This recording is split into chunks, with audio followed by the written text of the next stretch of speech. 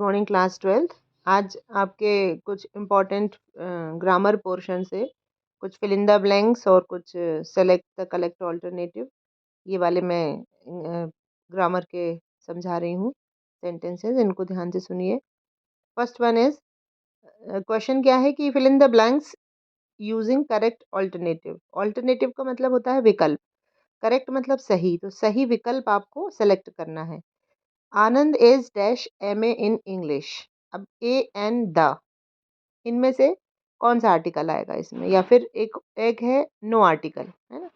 तो आप देखिए, MA को जब हम उच्चारण करते हैं तो वोवेल साउंड आता है ए का, है ना। एम मत देखिए, आप एम का आप उच्चारण करिए, प्रोनाउंस करिए एम को। तो एम को हम कैसे प्रोनाउंस करते हैं, ए आता है ना स्टार्टिंग में, माँ तो नहीं आता, ए आता है। तो ये हिंदी का स्वर है, तो जहाँ जहाँ हिंदी के स्वर आते हैं, मतलब कि इंग्लिश का वोवेल साउंड आता है, वहाँ पर एन लगता है। तो Anand is an MA in English. अब बहुत सारे बच्चे एम को समझेंगे कि ये कॉन्सोनेंट है और ए लगा देंगे, लेकिन ये गलत हो जाएगा। एम कॉन्सोनेंट तो है, लेकिन ये वोवेल साउंड देता है, जैसे एन, एन भी वोवेल साउंड देता है, ठीक है ना, एम। तो okay. Second one, no sooner did the boy see the cobra dash he ran away. तो नो सूनर के साथ हमेशा क्या आता है, देन आता है। तो इसमें हम क्या लिखेंगे, then. No sooner did the boy see the cobra then he ran away. Third one, we are going dash a match today. अब देखिए, ये आगे भविष्य की बात हो रही है कि हम खेलने वाले हैं आज मैच, ऐसी बात हो रही है।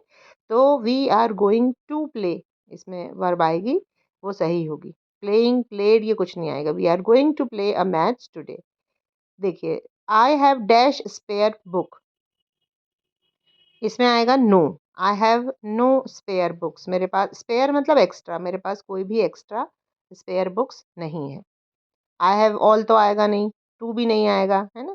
आई हैव टू स्पेयर बुक्स नहीं आ सकता, क्योंकि बुक सिंगुलर दिया है, अगर टू लगता तो ये बुक्स हो जाता। तो ऐसे आप समझा करिए, हर एक ऑल्टरनेटिव पर विचार करना पड़ता है। Fifth one, the temple is dash the middle of the river. अब टेम्पल कहाँ पर है, रिवर के बीच में है। तो ऑन तो ऊपर के लिए होता है, इन जो है आएगा इसमें, इन करेक्ट ऑप्शन है। एट तो बिल्कुल जब उस जगह पर हम पहुंच जाते हैं उसको एट कहते हैं, और इनटू जो मूवमेंट में चीज होती है उसको हम कहते हैं। लेकिन टेम्पल स्थित है कहाँ पर, मिडिल ऑफ द रिवर में, तो in the middle of the river आएगा। I know that he is ill, ठीक है ना।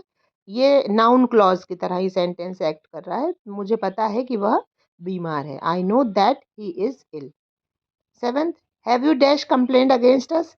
क्या आपके पास हमारे अगेंस्ट कोई कंप्लेंट है। तो हैव यू एनी कंप्लेंट, क्या आपके पास कोई हमारे विरोध में कोई कंप्लेंट है, तो एनी आएगा इसमें। Have you any complaint against us. Let's go to market where my father has put up stall. अब मार्केट तो कॉमन नाउन है, बाजार तो बहुत सारे होते हैं, लेकिन यहाँ पर उस पर्टिकुलर मार्केट की बात हो रही है जहाँ पर उनके पापा ने स्टॉल लगाया है, तो ये द मार्केट होगा। Let's go to the market where my father has put up the stall.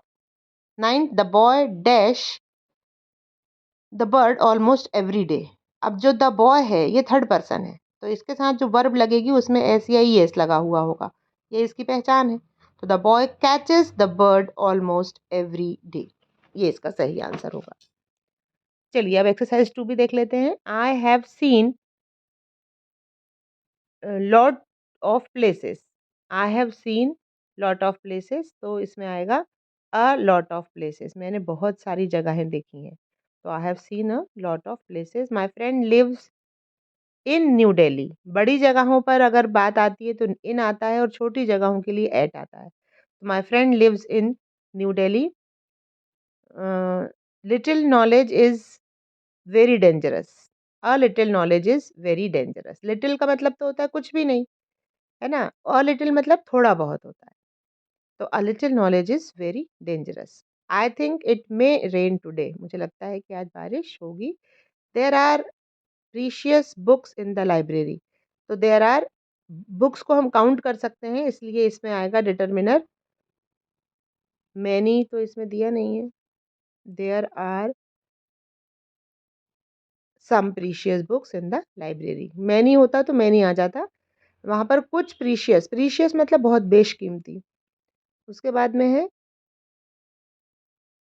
Indian youth is full of hope for the bright future of the country.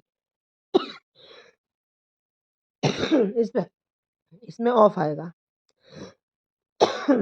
Sorry. अब ये इतने फिल इन द ब्लैंक्स आप कर ले, देख लीजिए कि सारे इंपॉर्टेंट है।